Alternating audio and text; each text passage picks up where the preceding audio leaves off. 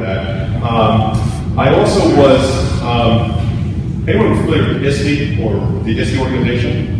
So a few of you. So there's an International Society of Technology Educators organization around the world. There's also a Rhode Island chapter called RISC. So I was the president for a few years, and keep getting elected to do some other role in the organization, but that's what happens when you're in the bathroom while king goes. So this is what happens. I also am the husband of my wife, who teaches in Cumberland. I mean, it's a principal in Cumberland. She's an assistant principal at the high school.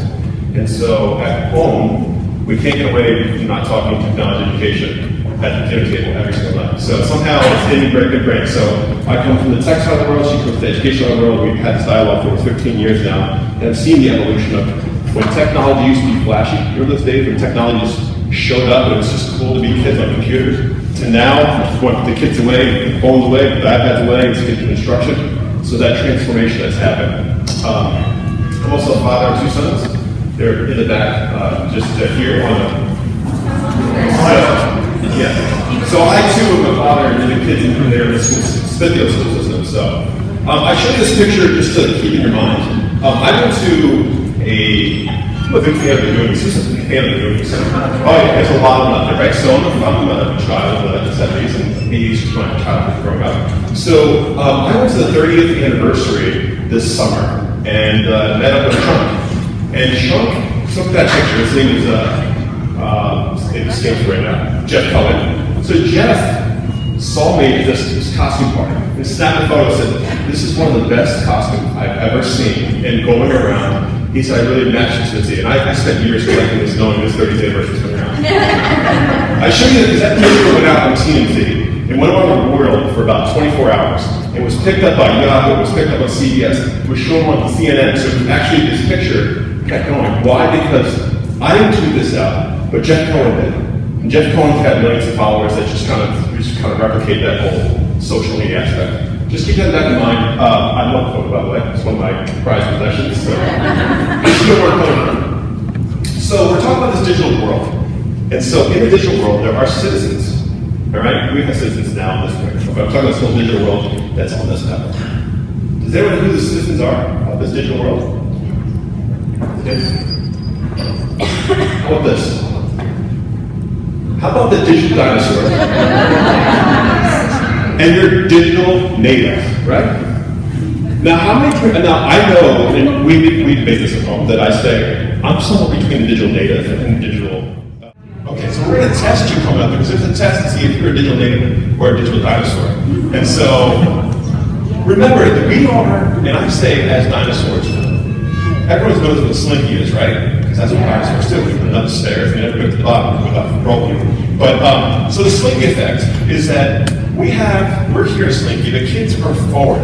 The kids are here to Slinky. And why we think we're there, right? The kids are already onto something else, right? And so what we think we got Facebook mastered, they're onto 10 other things, right? So Facebook is now ours for the dinosaurs, and everything else is theirs. So let's take a look. This is how dinosaurs live, right? We sit at home on the sofa, we watch American Slam videos, right? Or something, that's like our YouTube, right? That's where we get our relief, right? We sit in front of the TV and we laugh and have a good time. But let's talk about digital natives, these natives. My kids don't watch TVs, they're in the back. They'll watch a couple programs when we sit down. Right. What they do, they get their iPad, they got their phone next to them, they're texting, they're playing games, and they're watching a video. Oh, by the way, that's my son, he's actually listening to a Minecraft video, playing the game, and communicating on his iPod. So this is what the youth in today, and he is 9, they're coming up through the ranks. These are kids that are in your classroom today. This is how they are adapting to this digital world, right? So I ask you the quiz. I want you to take 5 minutes to take a look at this iPad or this device. There are 12 apps on here, 12 apps that these digital natives are communicating today. Outside of Facebook, when they left, this is how this world communicates.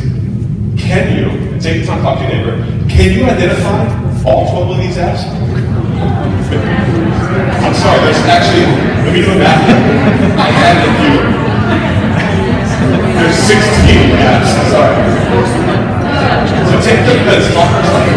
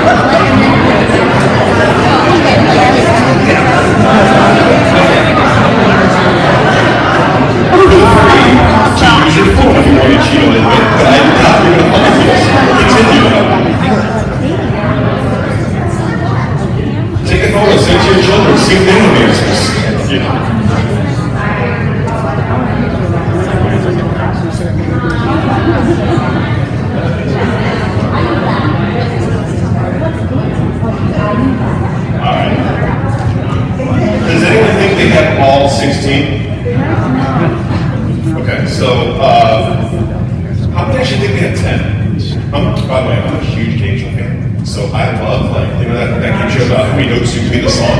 Yeah. So no, how many think we get 10 of these apps? No. How about the 6? 6 is a sweet spot, right? All right, let's start with the 6. Does anyone volunteer to, let's start with this first column here, column A, in the A column. Anyone know those? Okay, go ahead. Third one down, Vine. Anyone familiar with Vine? Anyone from the Vine watch videos? They're amazing. But you know who's making the Vine videos? Your kids, right? And guess how long the videos are? They're not episodes. Yeah, seconds. Yeah. How many seconds do those do? 9. All right, yes, this. Okay, another app in that first column? Jack, go ahead. On the bottom, Periscope. Periscope. Anyone familiar with Periscope? Okay. So let me tell you about Periscope. Periscope is a live feed anywhere, anytime. Okay. I'm only telling you this, I'm not trying to scare you, but this is what kids do. If you download this app today, get Periscope, you can sign in and go around the world and watch a live video feed from someone's cell phone. And then you can text back and forth inside of here. So while this video feed is going on, people are actually texting, they're communicating through like a text message over to the video. And so I've been, and my son has been on through, we've been through Periscope before, and we kind of looked around. And there are some kids out there who are just completely, oh, by the way, GPS locates, by the way, you can pull a map and see where this kid's broadcasting from. But this is how kids are putting on their own show. Your kids are celebrities. I don't know if you know that. They're internet celebrities. They have an audience, and they can cause anything from wars to really, what I'm trying to get to this point is like, there are negative places here. These kids communicate. We got to figure out how to make this more positive for them, right? And use these tools as a resource. Now, how this has been used in schools? Some kids actually Periscope guest speakers who come in, and they are the moderator. They are almost like the, as you're at a news desk, they're the anchor, and they're broadcasting, and they have kids actually asking questions through that, moderating that whole discussion. So there's ways to do these tools productive. Okay, in the first column, anyone else have more apps? Let me tell you about 2 up there. The first one's called the Meet Me app, right? It will just be a secret admirer for you. It'll set you up with that. It's that location for you guys to meet up. Kids are YouTubers. Where to meet up? Number 2 is Omegle. It's a chat site.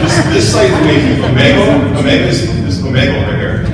Think about it. This site will actually, if you go there today on your cell phone, Omegle, O-M-E, I'll give you the thing at the end. You can go in there and just chat with the stranger. Chat or video chat with the stranger.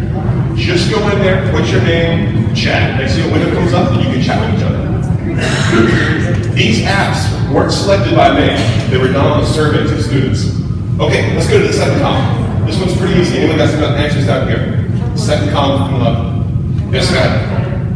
Tumblr. Familiar with Tumblr? Do you guys know in school? Yeah, it's very, it's a dangerous site. It's actually a photo site with a blogging post behind it. So any photos, uncensored, go up there and it has blog posts to go with it. So it's right about photos. It's a constant stream. Again, Tumblr is a very, I think, a dangerous site. What about the next one? WhatsApp. Anyone use WhatsApp? Yeah, I use it. So WhatsApp's another way of texting that kids can text without like any messages coming up the phone. So it's a text messaging app that happens internally. How about the ghosts? Oh yes, Snapchat. How many actually have it? I'm just young, but people, yes, Snapchat is a way of sending pictures and images and text messages that once they are read or this viewed, disappear. But they don't really disappear. The kids don't realize they're stored in servers and they can be hacked and released those things. So kids are a lot of kids using Snapchat now to communicate with each other. How about that bottom one? This is scouting. This is a way of flirting. So if you have like a boyfriend or girl that you want to like kind of like flirt with, it's like instead of passing notes, you use Scout to do this for you. Now don't be scared. I'm just saying these. I'm trying to describe who the digital natives are for that. All right. How about top DW? Anyone know what that is? That's what's it? No, it's actually Whisper. Now what Whisper is a confessional app. You can confess things on there. Kids can confess things. All right. Again, so you get my drift. The one app I wanted to show you. slide deck so you can go through these apps and take a look. But the one I want to show you is the one with the wing, the pink, the blue wing. And this is called Jot. Okay? So Jot, anyone know Jot? Okay, so Jot allows me to use my device without wireless and without cellular service. You can use your device. So it communicates through Bluetooth. So while your kids are walking around, and not only that, it just takes my device to connect your device Bluetooth, and you're close by that device, connects that device. It creates its own network so that when I send a message to him, it goes from you to them. And you don't even know that happened. Kids are using Jot for that. So I'm just showing you who those natives are and the apps they use. So let me all right. So with this, I want to kind of discuss the digital tattoos and footprints. Anyone familiar with digital tattoo and footprint? Anyone heard this term before? So imagine if, and I use my own instance, imagine if I had a camera on me 24/7, which I do now, when I was 10, 11, 12, you know? Right. And so what's happening is kids are making a footprint. They're making their tattoos of who they are at a very young age, right? And it has that sticking power, right? So it sticks to them. It's something that can't be erased. People use digital footprint, but I was feeling footprints can be erased in the sand, kind of thing like that. But there are two types of footprints I really want to go into today. There's this thing called a soft footprint and one a really hard footprint. Which the soft footprint is how they actually behave online. The data that's being collected on behind the scenes that just is there and it's profiling who they are and what they do on a daily basis. That's something they don't even know what's going on, but it's building this footprint who they, who they're. The other piece is what they are communicating to their people, their friends, their family, what they're posting. These are things that stick around for quite some time, right? I always look at you guys and say, oh, you can't. We spend a lot of time bullying and posting pictures and tagging photos, but kids today need to have a social profile, right? They need to have a social profile. If you don't have a social profile going into college or for a job, people are going to wonder, is there something wrong? Is there a reason why they're not doing social media? So it's about taking this energy and making it more positive. Anyone familiar with this valedictorian who actually tweeted about every single classmate? There's a kid in school who basically every day sent out a tweet about one of his classmates. Every day. Never identified himself as a random person. And just put the positive things about every kid throughout the entire school year. At the very end, he got up and said, he was valedictorian, and said, I wanted you guys to realize that you need to have social positive power and how to use social media for the positive pieces. So you guys, these are the things that we have to talk about these digital natives who are not thinking, tagging friends in the space, right? This is happening so much that eventually it's going to be like so commonplace that people may not. Okay. Hold that thought. So he is the gentleman here from France said, don't think it's just kind of commonplace, it's just happening all the time. So it's going to be the norm, right? So we're going to let this be the normal thing happening. No, it's just a tag in poster. Let me show you a little, as we go through the presentation, I'll go a little further. This is the data exchange. Anyone know familiar with data exchange? All right, this is, I'm going to play like Monty Hall or whatever, let's make a deal.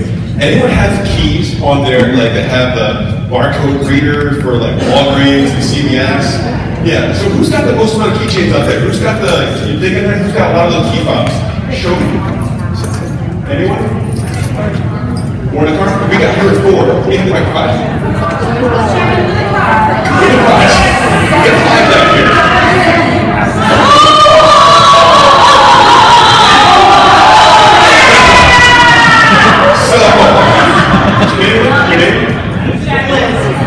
Okay, so Liz up front had given me her keys.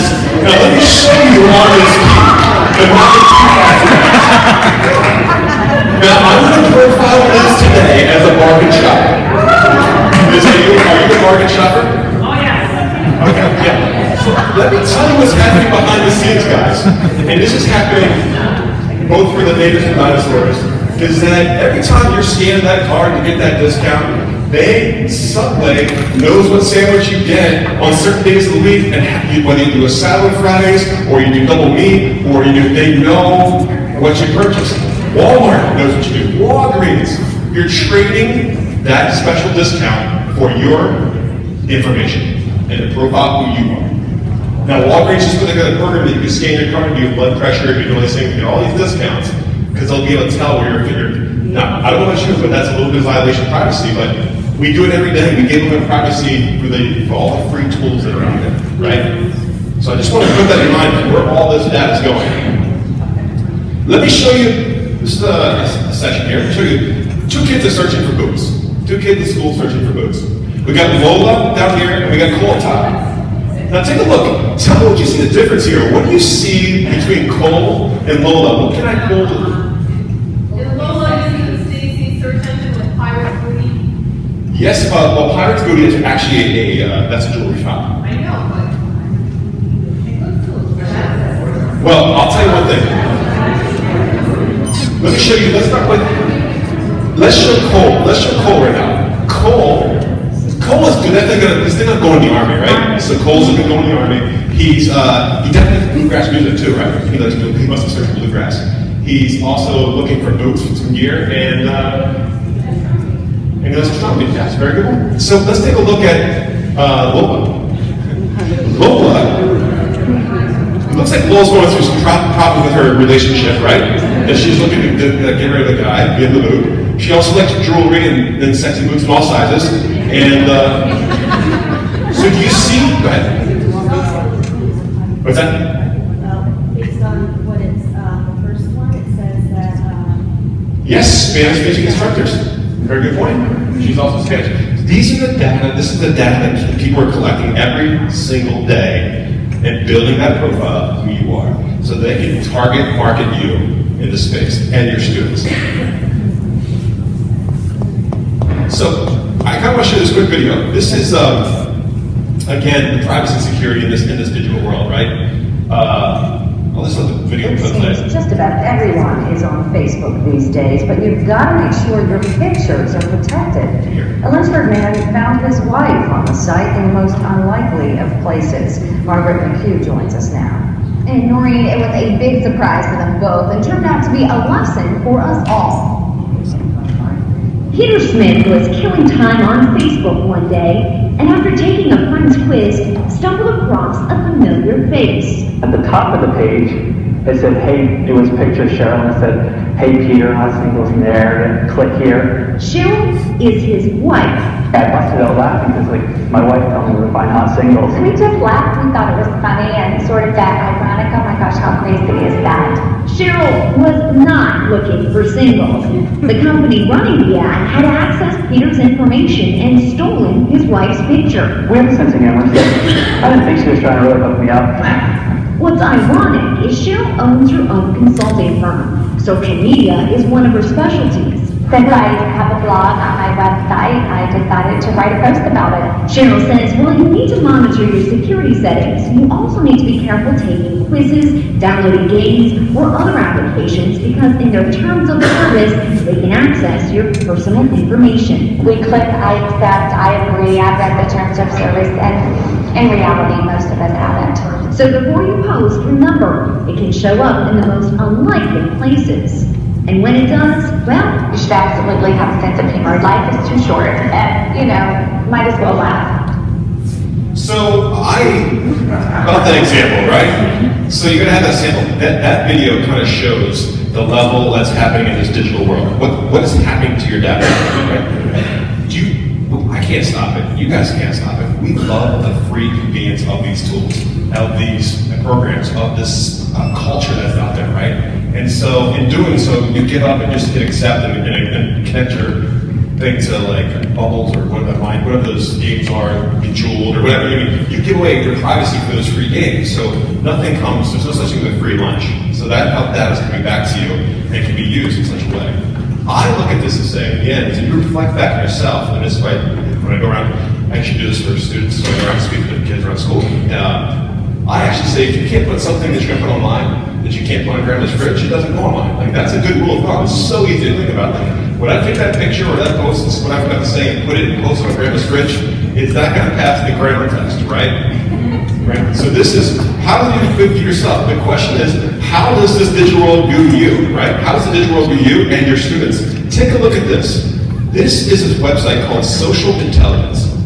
The government passed a rule back in 2008 or 6 or something like that, that allows people, an organization, to gather all your public records from 7 years ago, and starting at a very young age.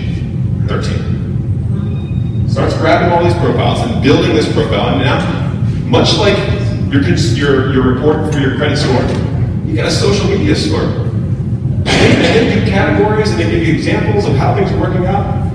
And then to the right, you see this box to the right. This is a report that employers can pull and universities. I'm on the phone constantly trying to set up an account for myself because to pull my own report, but this report here gives you all of the links to all their public profiles. It links all the phone numbers together, and so I, as an employer, or in college, if I'm a college admissions person, I, for $99, I can grab this report and go down and do every page. I don't have to search and Google and find these people, and it'll do it for me. And then, see that bottom box there with Joe Smith and Michael Jordan? That is daily alerts. You post a tweet and delete it later, it's already counted, public. And it counts, and you can select the rules you want, you can select the categories you want. So while you can say that I took down that drunken pirate photo, it's already cataloged with their servers. And admissions agencies and businesses are using these reports to really figure out who their employer is. It used to be how good is your resume, how good is your application, but it's not. It's more about how good is your profile. When I got back to the statement of saying, giving yourself a positive social profile of these kids, they need to have a social profile. It has to be positive, right? Because this would show a positive profile, but they know how to do teamwork and they know how to communicate with people. So this is an agency that's running, and it's running right now, all of us in this work. Thank you to the government for that. So let's go to the safeguards, right? So what safeguards are out there in this digital world? SIPA and COPA. Anyone familiar with any of these terms? SIPA, COPA? All right, go ahead with the SIPA. SIPA is what sort of monitors filters students' electronic usage. Perfect. COPA? You know, or SIPA? Okay. So SIPA. What is SIPA? Well, SIPA is this Child Protection Act. How many of you have been like, take your class to the lab or have laptops in your room and you're like, let's just go to this page. Blocked. I mean, I have a block screen up there. Like, I'm blocked. Because I need this for education, right? Well, the government says if you want subsidies on your internet access to school, which 100% of the schools do take the subsidy, you need to have it filtered. And filter that internet so kids aren't getting to certain areas of the web, the Fat 5, you know. So that's the dangerous areas. Now, along with SIPA and saying you need to block these pages, these web pages, you also have to take the oath, or if you take these funds, see that bold print there? They must provide educating minors about appropriate online behaviors. We're going to block it for you, but at the same time, you guys are training these kids.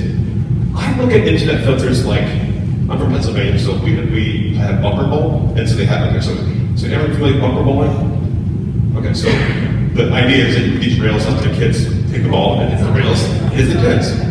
I look at the filters as being the rails of the bumper bowl, right? So kids the web is down there, and what this research is trying to get, and they're bouncing off these filters to get down to the content.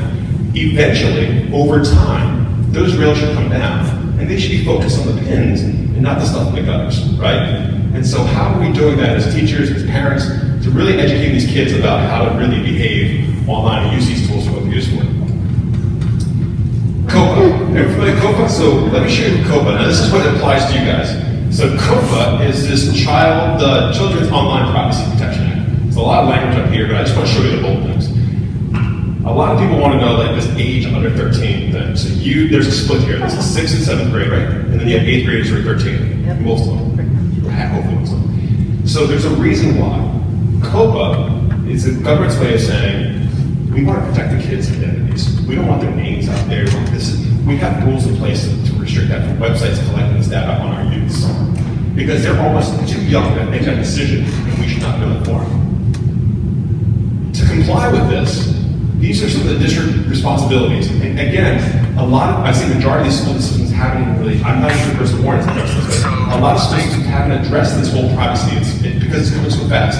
there were just years ago, we were saving files to the U drive or T drive or whatever the network drive is. I'm sure you have them. And now we're in this cloud environment, where they're up in Google Docs or Office 365 or Dropbox, right? So we're trying to catch up with that whole safety thing. But we need to give parents permission, let parents know, here's the tools we're using, right, in the class. If we're going to use these tools, it's part of this whole piece of educating the parents know what tools we're using in the schools. But the personal information, talk about COPA, here's the 10, when you talk about identifying students, and this is why I'm trying to educate you guys too, as you go in today and start using some of these tools in your classroom today. And if you have kids who are under 13 and you want to use some of these tools, go for it. Just don't use any of these categories for students, identifying students. Some teachers have given each kid a class, who's your favorite, who's your hero? Who is your favorite actor or whatever? Who's your sports person? And then they just log in and just impersonate that person on these sites. So you might have like a Jordan, you might have this person. In the same sense, they might just use their name or a nickname like S. So it doesn't really identify the student on these websites. Does that make sense? So it's a way of actually using these tools and getting around this COPA thing that you're not giving out the students' information. Now, we all know the kids violate people and everything with that. I mean, they're all banned in Twitter accounts and on Facebook, and these are things that they say, I'm over 13, they change their birthdays to get in these schools. You can't stop that, but the tools you're going to use today, you can totally use them, as long as you're not giving out this information. That's the big benefit. And I always say check the terms and conditions, and I say that, but I don't really know who else does that, but I just accept because it's so much easier for me to just find this legal piece. But there's that component there saying, see, this website is available to individuals who are over 13 years or older. A good rule of thumb is if you get to a site where you're trying to use a tool and it wants the person's first and last name, and your kids are under 13, just make a fictitious name for them. You know what I mean? And use those pieces. Don't allow them to first name. It doesn't say you can't use the website, you just can't identify the kids that violate COPA. Right? So, there's some guides. How are we doing time? All right, we got 2 minutes. So, the guide out there, what I think will help you is digital citizenship. Are you familiar with the term digital citizenship? Yeah, typically this resides back on as ed teacher at some schools or a librarian in other schools. I'm pretty sure you're a librarian, right? Okay, good. Go on to it. Typically this is the curriculum that kind of loads into the library world or even high school level with safety. So we actually just talked about a few things in digital citizenship. We talked about security and privacy and digital footprint, but we can get into those categories to start building. I'm sure you've seen them. The self-image and identity is that whole personal blogging piece.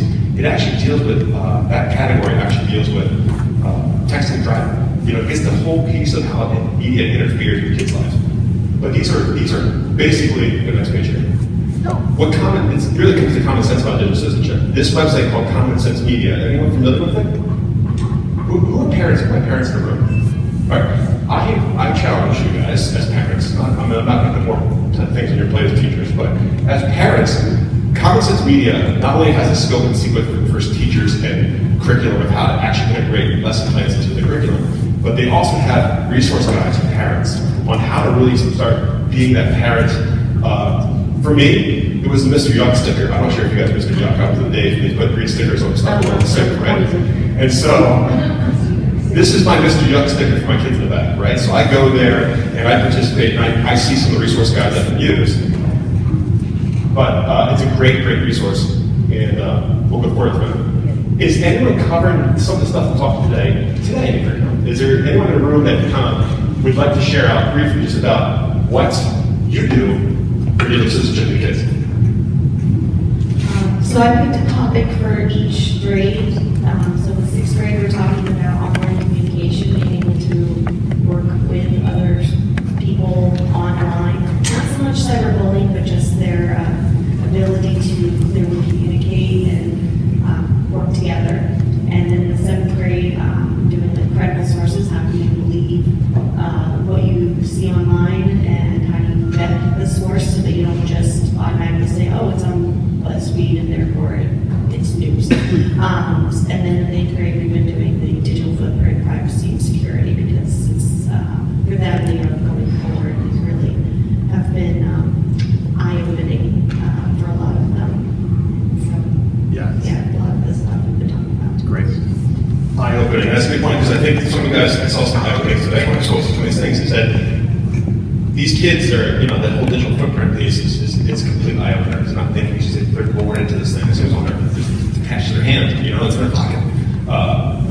So I actually want to show you a quick clip of a school, a fifth grade, who want to turn on a Google Chat. Anyone familiar with the chat feature in Google or just a chat box? And they want to start using it in their classroom. Now, how many think it's great? How many want to turn on chat in your class around projects, like a live chat feed?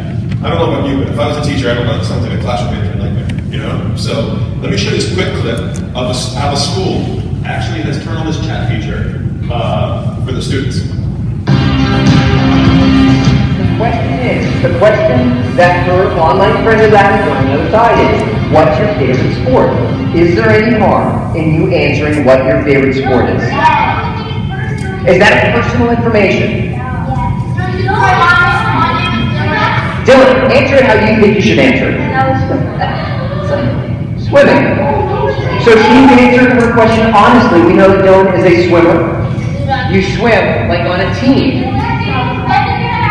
Dylan, you swim on a team. Okay. Yes. She swims on a team. Why? Online friend is typing. Okay, what are they typing? She said no, not for your school, and that's true. You don't. What?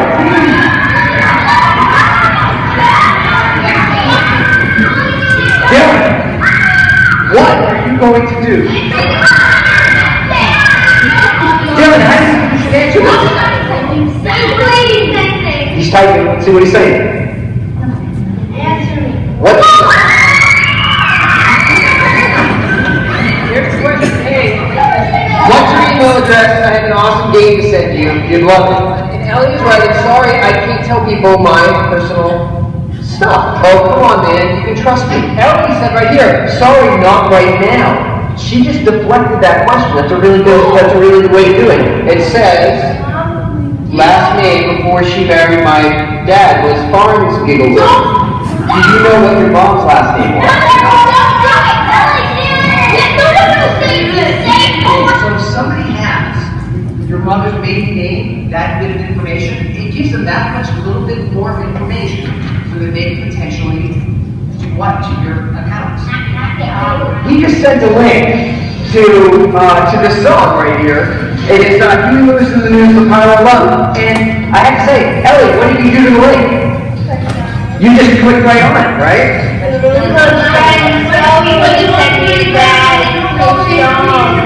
Let me ask you this. Is there any potential downfall to clicking on a link that someone you don't know has given to you? Yes. What is the potential downfall of that? They could have attached a virus to take that computer and stuff up to there. That is exactly true. So if they can figure out where your parent works, they can figure out where you live, email address.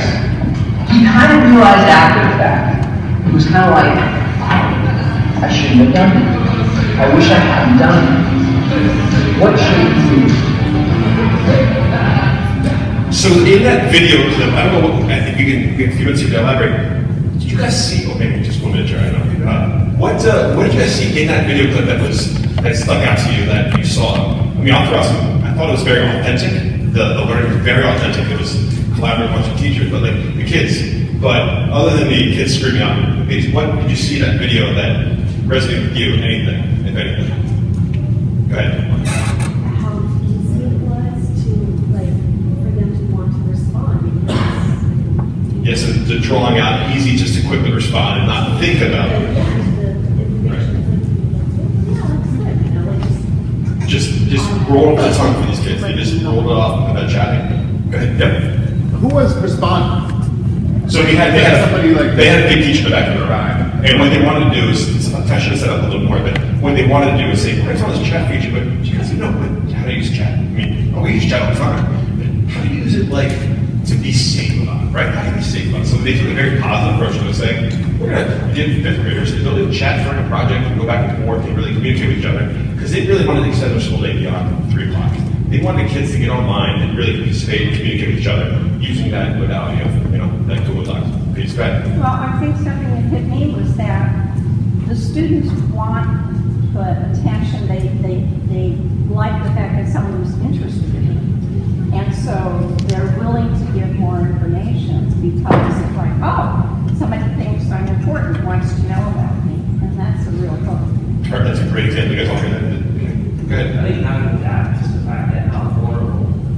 kid is and the extended family as well. They start getting some of that information. It affects everyone. It's a good point. So the vulnerability of the family about like offering information not the parents are out there, like that's a very good point.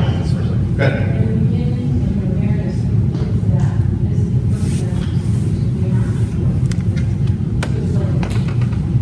Validity of the person they're communicating with.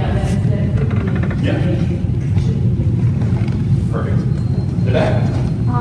The thing that I saw that was scary for me is that as a teacher, before I show anything to my students, I have to be confident that I know what they're going to see. And the response could have been anything. Correct. Yeah. You know, it could have very quickly led to something that could have cost me my job. This is true. Well, yes. I think what we have to do to get to this point, I'm not trying to scare people into doing all these things. I think we have to embrace this digital world for what it's for. And we also know that